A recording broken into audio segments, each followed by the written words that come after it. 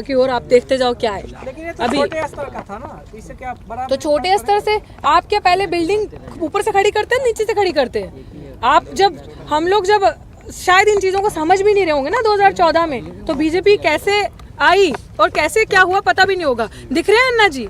कहाँ थे अन्ना जी? कहाँ कोई आया? आंदोलन पूरे देश में रचा। गद्दी पे कौन बैठा है?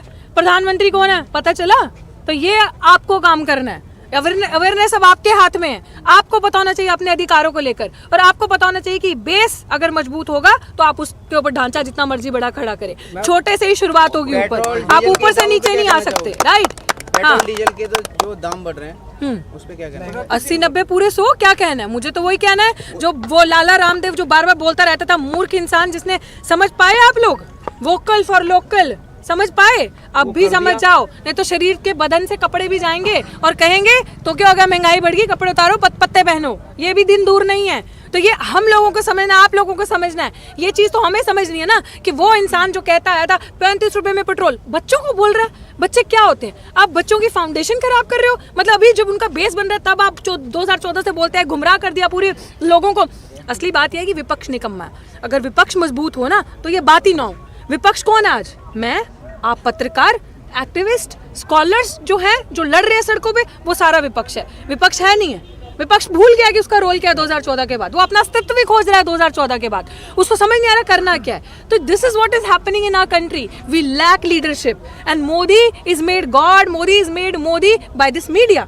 जिन्होंने मीडिया को ही खरीद लिया, जो चौथा स्तंभ माना चाहता था डेमोक्रेसी का, जो फोर्थ पिलर जिस पे मजबूती थी, जो जनता अगर प्रोटेस्ट करे सड़कों पे बैठा उससे सवाल करे कि क्यों दुखी हो भाई, क्या दिक्कत है, एलपीजी के गैस क्यों बढ़े, क्या दिक्कत है, एलपीजी के भाव बढ़ गए, पेट्रोल के भाव बढ़ गए, वो उसका काम था। वो बोल सकती थी कि कांग्रेस के टाइम पे ये था तो भाजपा के टाइम पे ये हो रहा है। आज आपकी जेब से कैसे पैसा लेकर जा रही है सरकार, पता चल रहा है आपको? तो नहीं पता चल रहा। सुनिए सुनिए, देश हित के लिए एक से, हाँ, देश हित के लिए तो हो रहा है। देश हित के लिए चुनाव हो रहे हैं बंगाल में। पेट्रोल के दाम तभी तेज क्यों होते हैं जब चुनाव होता है, क्योंकि यहाँ का पैसा सीधा जेब में जाता है। वो जो चीज आप 30-35 रुपए में खरीदते हो वो आप आज 90 रुपए 100 रुपए में बेच रहे हो। क्यों?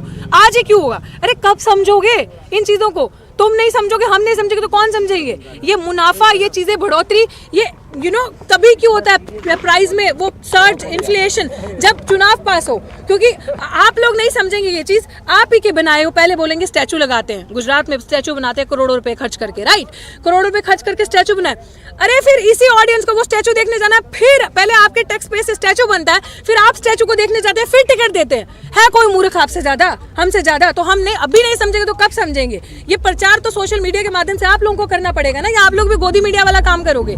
आप सोचो, अभी यहाँ पाठशाला चल रही है, इस बॉर्डर पे ये काम हो रहा है। मुझे इस चीज का जवाब चाहिए, आप सब भी दीजिएगा, क्योंकि आप पत्रकार हैं ना, दिन रात सड़कों पे रहते हैं न्यूज की इन्फॉर्मेशन के लिए। तो आप मुझे बताओ, ये देश जो विश्व गुरु की बात करता है, ये देश जो इतिहास कायम करने की बात करता है, जो new India, make in India, digital India की बात करता है, वी रिस्पेक्ट दैट। बट कहाँ है ये सारी चीजें?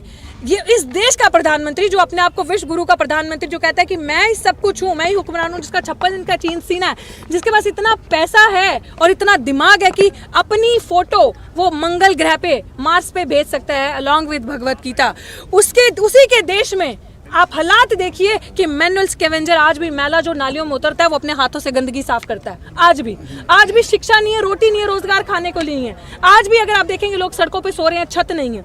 तो वो कैसा विश्व गुरु हुआ जब आप इतने महंगे महंगे कपड़े पहन के निकल सकते हैं, बड़ी बड़ी गाड़ियों में बैठ सकते हैं। जिस जगहों पे आप बैठते हैं, जिस जनता का वोट लेकर, उस जगहों पे वही जनता कभी नहीं जा सकती। और धरती तो छोड़िए, यहाँ इस देश में और इस धरती का भला क्या करना था? अपनी तस्वीरें, पब्लिसिटी आप मार्च तक वहां पे कर रहे हैं जाकर, वहां आप पैसा वेस्ट कर रहे हैं। इस ग्रह में तो लोग खुश नहीं है, इस प्लेनेट में लोग प्रताड़ित है। वहां किसकी जिंदगी आप ठीक कर रहे हैं? वहां भी अपनी शक्ल दिखा के किसका इतिहास बदलने जा रहे हैं आप? तो ये चीज सोचने की है कि इस प्लैनेट में तो लोग खुश नहीं है आपसे, उस प्लैनेट में आप क्या कर रहे हैं? कानून में तो आपको दिक्कत है, महंगाई से भी आपको दिक्कत है, तो राष्ट्रीय हित में 100 रुपए पेट्रोल नहीं ले सकती आप? अरे मैं तो कह रही हूँ आप 1000 रुपए पेट्रोल करो, सब ले लेंगे हम ही तो बैठे हैं। हम लोगों की जेब में इतना पैसा मोदी जी भरते हैं। अभी हम घर जाएंगे ना, रात को हमारे अकाउंट में पैसा ट्रांसफर हो जाएगा। भाजपा इतना पैसा देती है आप लोगों को।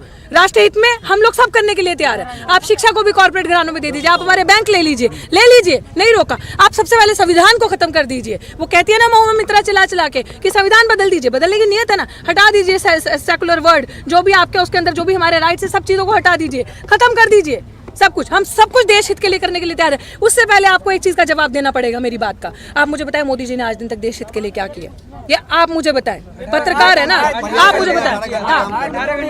हाँ, सोचिए 18 घंटे काम करके अगर देश का ऐसा बेड़ा गर्क किया है, देश का ऐसा नाश किया है कि ना ही देश की इकोनॉमी उठ पा रही है, जीडीपी खड्डे में चलेगी, सब कुछ, भूखों के पास रोटी नहीं है खाने के लिए, युवाओं के पास रोजगार नहीं है। आए आपके 15 लाख आए, आप लोगों के अकाउंट में आ गए, मेरे नहीं आए। सीएम से पीएम बन गया वो इंसान, कर्ज माफ करता करता किसानों का, और आज देश का किसान सड़कों पे है। और आत्महत्या तब भी इतिहास था, और आत्महत्या इस आंदोलन से भी हो रहा है। एक तबका ऐसा है जिसको 500 रुपए पेट्रोल हो जाए तभी फर्क नहीं पड़ता, वो कह रहे राष्ट्रहित में हम ले लेंगे। यही तो बात है, मैं भी सुन के आई हूँ सारी चीजें। राष्ट्रहित करते करते कितना कूड़ा कर दिया इस देश का। राष्ट्रहित ही तो था काला वो बंद करना, नोटबंदी करना, हुआ राष्ट्रहित, आ गया काला धन स्विस बैंक से वापस। वो मेरे को नाम लेना भी गंदा लगता है उस बाबा का जिसने इस पूरे देश को लूट डाला, लाला रामदेव बाबा। वो क्या था, मैं नहीं बोलूंगी। तो लाला रामदेव, तो वो कौन था? वो प्रोजेक्ट था। जैसे मोदी जी और अमित शाह प्रोजेक्ट हैं किसके? अंबानी अडानी कॉर्पोरेट हाउसेस के। Lala Ramdev is a project of this BJP. कैसे कि अगर लाला रामदेव का प्रचार नहीं होगा, देखा पहली बात, कोई प्रधानमंत्री देखा? प्रधानमंत्री means you are sitting on a constitutional position, which means you are entitled to speak for all, not for one, right? आप जिसके लिए जिस पोजीशन पे आप बैठे, फॉरगेट मोदी जी, बट जो कॉन्स्टिट्यूशन पोजीशन पे प्रधानमंत्री बैठता है, मीन्स दैट आपके पास जो अधिकार है, आपके पास जो आवाज है, वो हर अवाम की है। आप नहीं कह सकते कि मैं एक मजहब, आप नहीं कह सकते मैं एक मजहब का हूँ, आप नहीं कह सकते कि मैं हिंदू का हूँ, आप नहीं कह सकते मैं सिर्फ मुसलमान का हूँ, सिख का हूँ, ईसाई का हूँ, आप सबके हैं। आप अगर बोले तो आप कैसे सिर्फ जियो का प्रचार कर सकते हैं? आप कैसे सिर्फ जियो की ऐड कर सकते हैं? कोई शोभा देता प्रधानमंत्री जी को ये? मैम आपने रामदेव जी का नाम लिया, वो कह रहे हैं कि साइकिल चलाइए, गो ग्रीन, बिल्कुल अपील कर रहे हैं ना।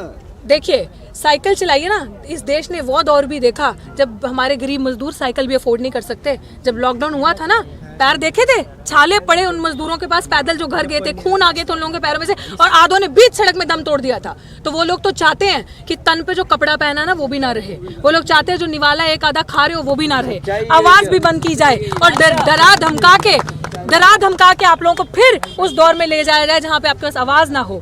आप अपना, और ये जैसे कहते हैं ना, one nation one prime minister कब हो जाएगा ना पता नहीं चलेगा।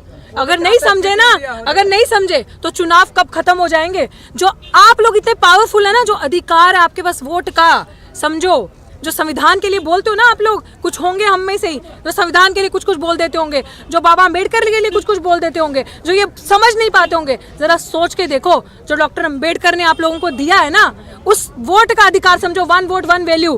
किसी भी सरकार का तख्ता पलटा पैसे कर सकते हैं, अपने अधिकार को समझो। आप लोगों ने उनको वहां बिठाया और आप लोग गुलामी कर रहे हो। जब वो आते हैं बड़े बड़े वादे करते हैं आप लोगों से, और बड़े बड़े वादे करके हम ही लोगों को लूट के जाते हैं। तो हमारे हाथ में है अभी भी मौका। अगर ये सरकार से, मैं तो आपके माध्यम से कहती हूँ कि हम लोग प्यार वाले हैं, हम लोग यूनिटी वाले हैं, मोहब्बत ब्रदरहुड वाले हैं। ये लोग दीवारें करते हैं, दीवारें लगाते हैं, हम लोग इनकी दीवारें तोड़ के ब्रिज लगाने वाले लोग हैं, ताकि आपस में लोगों को जोड़ें। अभी भी मुझे यही बार बार लगता है कि लोग, हो सकता है इतना बड़ा जो प्रधानमंत्री 56 इंच का सीना लेके घूमता, हो सकता है उसके दिल में कहीं तो हृदय हो, मतलब हृदय में, सीने में दिल हो, कहीं तो वो इमोशन हो, जो इमोशन होते हैं, जो संसद में वो ड्रामा करके रोते हैं, कहीं तो वो सच्चाई, जो हमारे एक्टर हैं, सच्चे आंसू रोए और इस बिल को रिपील करें। और ये जो किसान, जो जिन्होंने ठंड देखी, अब गर्मी सर पे आ चुकी है, पानी की तंगी है, बहुत सारी चीजें, सारे फ्लाईओवर पे बैठे हैं, कोई मकान थोड़ी है पक्के। तो इन लोगों की फरियाद सुने, आवाज सुने, और इस अवाम को इंसाफ मिले। और ये सरकार अगर आगे चाहती है राज करना और आगे रहना चाहती है सत्ता में, तो इन बिलों को रिपील करे, वापस ले। और मोदी जी, इस माध्यम से मैं आपको कहती हूँ, बहुत हो गया झूठ, मेरा झूठ सबसे मजबूत वाला खेल, बहुत फेंक दिया, बहुत लगा लिए जुमले। बार बार कहते हैं ना एमएसपी था, है, रहेगा, है हिम्मत तो दो लिखकर जनता आपसे एक सवाल नहीं करेगी, बनाइए उस चीज को कानून, 2 लाइनें लिख दीजिए, हम खुश हो जाएंगे। संसद में तो कह ही रहे, संसद में तो बहुत कुछ कहा था, संसद में कहते संसद में इतनी चीजें कही, अभी तक हुआ और एक जुमला नहीं छोड़ा है। उनके लिए बहुत आसान है, जिस संसद में वो ये कह के आए ना, संसद के बाहर ही वो चील कौवा वाली जो मीडिया बैठेगी ना, कब आप जो यहाँ से सच दिखाएंगे वहां तक पहुंचता, कब वो झूठ बन के आपकी नजरों के सामने आएगा, आपको पता नहीं चलेगा। जिस देश में, याद रखिएगा, जिस देश में priority should be of job creations, priority job creation होनी चाहिए, priority health, women education, women empowerment, priority होनी चाहिए वुमेन की सेफ्टी, उस देश में आप पैरेलली राम मंदिर के लिए चंदा इकट्ठा कर रहे हैं। ये है इस देश का हाल। हमें कोई दिक्कत नहीं है आपकी आस्था से, आपके किसी भी चीज से दिक्कत नहीं है। आपकी आस्था है, आपका रिलीजियस फ्रीडम जो है वो आपका कॉन्स्टिट्यूशनल अधिकार है, लेकिन क्या आपका आज किसान जो दिल्ली की सड़कों पे बैठे हैं इतने महीने से, ये प्रायोरिटी नहीं होनी चाहिए आपकी? तो चंदा जी भी नहीं है आप। सरकार की नाक में नकेल डालनी है, लेकिन लग ऐसा रहा है कि किसानों के उन्होंने नाल लगा दिया है। अरे जी हाँ, बैरिकेटिंग, अजी हाँ, बैरिकेटिंग रोक क्यों नहीं लिया, कर क्यों, कुछ उखाड़ क्यों नहीं लिया? किसानों से जीतना आसान है क्या? मतलब किसान, आप कह रहे हो कि नकेल डालने आए हैं, ये आंदोलन इतिहास है अपने आप में।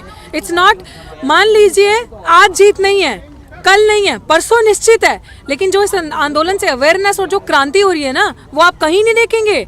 30 साल के तो आप भी नहीं होंगे, 30 साल के तो आप भी नहीं होंगे। देखा 30 साल में, 25-30 सालों की हिस्ट्री में अपने इतिहास की देखा कोई ऐसा आंदोलन? देखी ऐसी मास जागरूकता?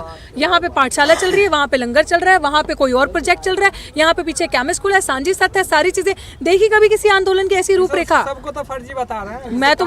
मैं तो वही कहती हूँ कि सब फर्जी हैं, सब फर्जी हैं। असली खाली वो हैं जिनकी जेबें गरम है, जिनको मीडिया के अंदर जाना है, पैसा